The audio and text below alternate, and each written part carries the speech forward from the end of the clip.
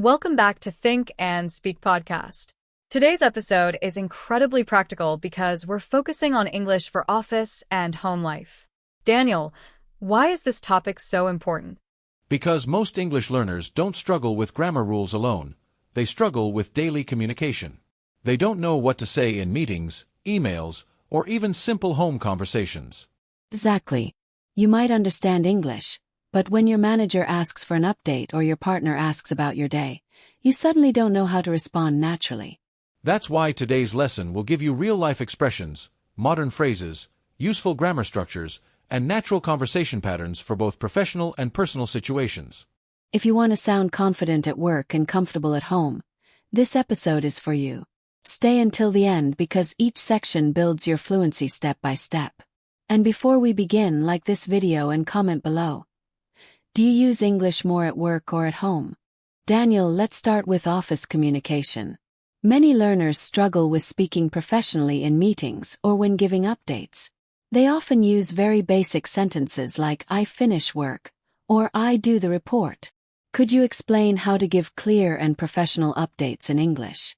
How can learners use the present perfect, present continuous, and formal workplace vocabulary to sound more confident? Also, what are some common phrases for meetings, deadlines, and project discussions? Please give grammar explanations and realistic workplace examples. Excellent question, Emma. Professional communication requires clarity, structure, and appropriate grammar. Let's begin with giving updates. Many learners say, I finished the report. This is incorrect in a meeting context. Instead, use the present perfect to describe completed tasks with relevance to the present. Structure. Subject plus have slash has plus past participle. Example, I have completed the report. She has finalized the presentation. The present perfect emphasizes results, not time. Now, if the task is still in progress, use the present continuous. Structure. Subject plus am slash is slash are plus verb ing. I am working on the budget. We are preparing the proposal. This shows an ongoing action. In meetings, professionals use structured phrases. To give you a quick update. So far, we have finished the first phase. We are currently reviewing the data. We expect to complete this by Friday. Notice the use of time expressions. So far, currently, by Friday. For deadlines. The deadline is next Monday. We need to submit the report by 5 p.m. The modal verb need to expresses obligation. For project discussions. We are facing some challenges. There has been a delay. We are ahead of schedule. These phrases sound natural and professional. Example dialogue. Manager, can you give us an update? Employee, yes. I have completed the initial draft, and I am currently revising the final section. We expect to finish by tomorrow. Notice the combination of present perfect and present continuous. Avoid informal language like, I did it already. Instead say, I have already completed it. Professional English depends on accurate verb tense usage, clear time references, formal vocabulary, structured sentences. Mastering these patterns helps learners sound confident and workplace ready. Excellent transition, Emma. Workplace communication is not only about reports, it's also about relationships. Let's begin with small talk. Instead of saying, what you do yesterday, use correct question structure in the past simple. What did you do yesterday? Structure. WH word plus did plus subject plus base verb. Polite conversation starters. How was your weekend? How's your project going? Are you working on anything exciting? These use either past simple or present continuous. Now let's discuss polite requests using modal verbs. Instead of saying, send me the file. Could you send me the file? Would you mind sharing the document? Structure. Modal plus subject plus base verb. These soften the tone. For professional networking. I'd love to hear more about your role. Could you tell me how you started in this field? I'm interested in learning more about your experience. Notice the use of I'd love and I'm interested in, which sound professional. For offering help. Let me know if you need any assistance. I'd be happy to help. The conditional form, I'd be happy, sounds polite and supportive. Example dialogue. Colleague A, could you help me with this presentation? Colleague B, of course. I'd be happy to. To maintain professionalism. Avoid slang. Use complete sentences. Use modals for politeness. Maintain correct verb tense. Professional friendliness balances grammar accuracy with polite tone. Daniel, now let's move from the office to home life. Many learners can speak professionally at work, but they struggle with everyday conversations at home. For example, talking about chores, responsibilities, daily routines, or future plans. How can learners use the present simple for routines, modal verbs for obligations like have to or should, and natural conversational phrases to sound relaxed but grammatically correct at home?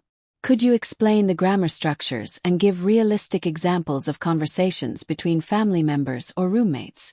Please help our listeners understand how to communicate clearly and naturally in daily home situations. Excellent topic, Emma. Home communication may feel informal, but grammar still matters. Let's start with the present simple, which we use for routines and habits. Structure. Subject plus base verb, add s for third-person singular. Examples. I cook dinner every evening. She cleans the kitchen on weekends. We usually watch TV after work. Notice the adverbs of frequency. Usually, always, often, sometimes. Now let's talk about obligations using modal structures. We commonly use have to, need to, should. Structure. Subject plus have to plus base verb. I have to finish the laundry. We need to buy groceries. For advice. You should clean your room. We should plan the week ahead. Difference. Have to strong obligation. Should suggestion or advice. Now let's look at realistic home dialogue. Roommate A, did you take out the trash? Roommate B, not yet. I'll do it after dinner. Notice the use of future with will for spontaneous decisions. Family example. Parent, we have to wake up early tomorrow. Child, what time are we leaving? Here we use present continuous for future arrangements. We are visiting grandma tomorrow. At home, contractions are common. Where, don't, can't. Example. I'm tired. I don't want to cook tonight. That's fine. We can order food. Using polite tone at home matters too. Could you help me with the dishes? Would you mind closing the window? Even in informal settings, modal verbs keep communication respectful. To summarize, use present simple for routines. Use have to / need to for obligations. Use should for advice. Use will for spontaneous decisions. Use present continuous for future plans. Mastering these structures makes home conversations natural, clear, and confident. That makes home conversations much clearer. Now for our final question, Daniel. Many learners struggle to talk about work stress at home or explain personal matters at work. How can they balance professional and personal communication? What grammar structures help when expressing feelings, discussing problems, or setting boundaries? For example, phrases like I've had a long day, I'm feeling overwhelmed, or I need some time to relax. Could you explain how to use the present perfect, present continuous, and emotional vocabulary correctly in these situations? Please give modern examples and conversational dialogue. This is a very modern and important topic, Emma. Communication today includes emotional intelligence. Let's start with the present perfect for recent experiences. Structure. Subject plus have / has plus past participle. I've had a long day. She's had several meetings. The present perfect connects past events to the present feeling. Now let's express emotions using present continuous. Structure. Subject plus am / is / are plus adjective or verb ing. I'm feeling overwhelmed. We're dealing with a lot of pressure. The present continuous emphasizes a temporary emotional state. To explain stress. There has been a lot of work lately. I've been working overtime. Notice present perfect continuous. Subject plus have slash has been plus verb ing. I've been working too much. This shows duration and ongoing effort. Now let's discuss boundaries. Professional example. I won't be available after 6 p.m. I need some time to focus on this task. Home example. I need some time to relax. I'm not in the mood to talk right now. These use need to plus base verb, be plus adjective. Example dialogue at home. Partner A. How was work? Partner B. It's been stressful. I've had back-to-back meetings, and I'm feeling exhausted. Workplace boundary example. Employee. I've completed the urgent tasks, but I'll finish the rest tomorrow. This uses future simple for controlled scheduling. Emotional vocabulary examples. Stressed, overwhelmed, exhausted, frustrated, motivated, productive. Combine them. I was productive this morning, but now I'm feeling tired. To balance tone. Use present perfect for recent impact. Use present continuous for temporary emotions. Use clear modal verbs to set boundaries. Keep sentences structured and calm. Modern English fluency is not only about grammar, it's about expressing thoughts clearly in both office and home environments. Daniel, let's talk about time management and productivity, both at the office and at home. Many learners struggle to explain how they manage their time, prioritize tasks, or postpone responsibilities. They often say simple sentences like "I do it later" or "I'm busy now," which sound incomplete or informal. Could you explain how to use future forms like will, going to, and the present continuous for scheduling? Also, how can learners use phrases such as "I'll get to it," "I'm planning to," or "I'm tied up right now" naturally? Please include grammar explanations, practical expressions, and modern conversational examples. Excellent topic, Emma. Time management language is essential in both professional and personal life. Let's begin with future forms. Will, used for spontaneous decisions. Structure. Subject plus will plus base verb. I'll call you later. I'll finish the report tonight. This is often used when you decide at the moment of speaking. Going to, used for planned intentions. Structure.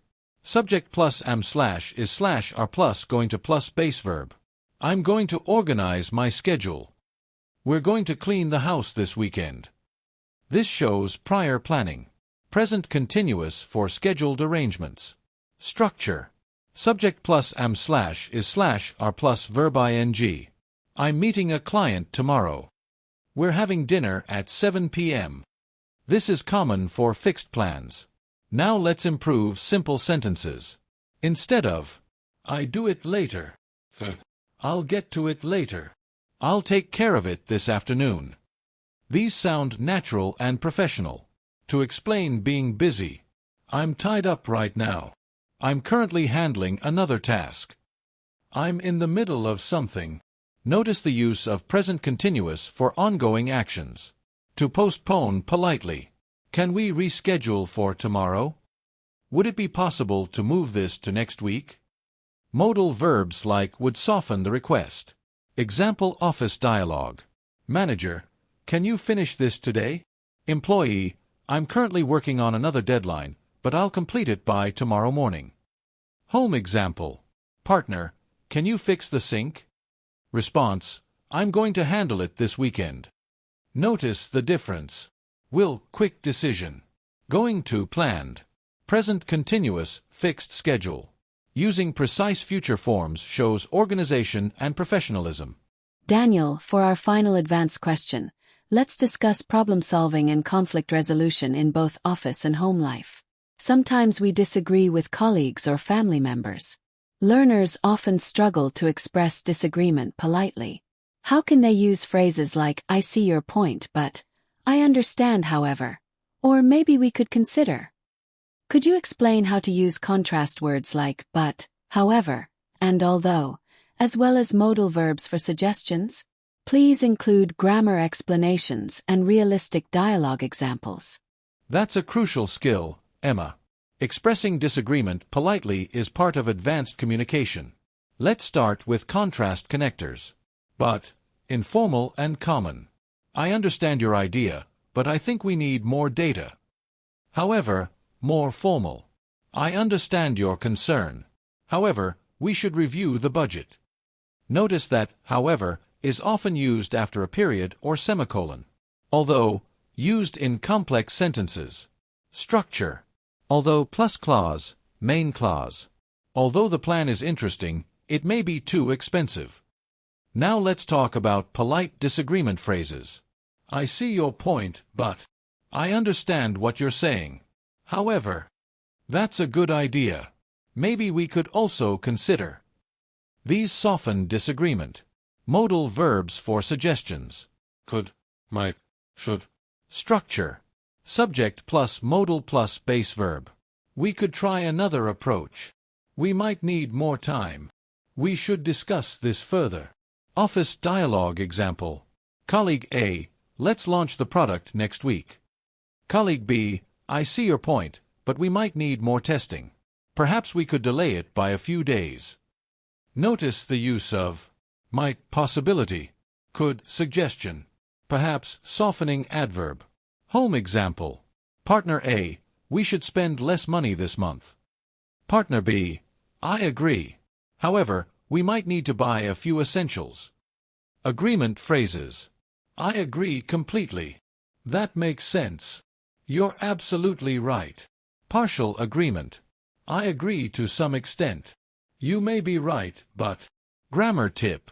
When combining clauses, ensure proper punctuation and conjunction use. Incorrect. I understand, however, we can't do it. Correct. I understand, however, we can't do it. Or, I understand. However, we can't do it. To summarize, use contrast words carefully. Use modal verbs to soften suggestions. Acknowledge the other person before disagreeing. Maintain calm and structured sentences. Mastering polite disagreement allows learners to communicate confidently in both office and home life, strengthening relationships and professionalism.